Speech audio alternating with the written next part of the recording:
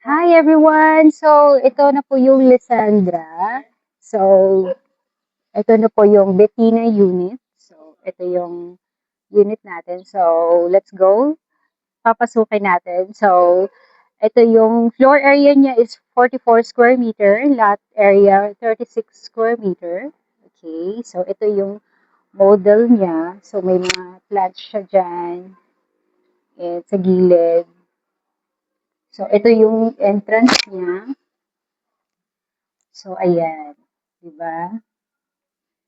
So, yung sala, and then, yung dining area, so, yung cabinet, so, mailaw ba siya? So, ayan. So, ang ganda ng model unit. Tapos, tingnan natin yung comfort room or bathroom. Yan, ilaw. Ang ganda. So, ayan. So, this is ready for occupancy and complete na po siya. Ayan. Yan, nilagyan ng shelves dyan. So, TV, and then, ang ating hagdan. So, may window siya. Ayan.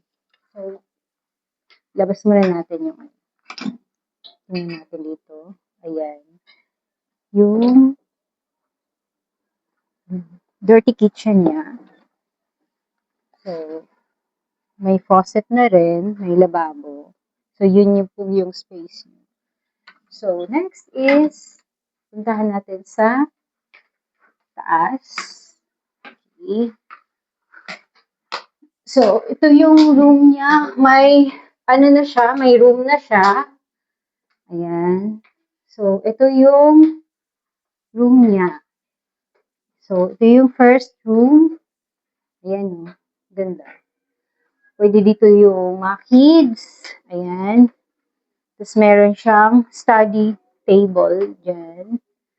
So, may mga bookshelves.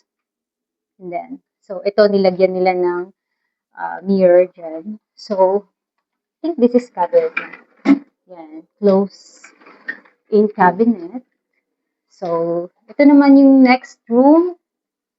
Ayan, so pailaw natin. So, walang ilaw. So, madilim siya. Okay. So, ito yung window. Okay. Ayan.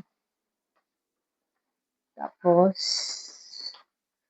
ayan yung closet niya.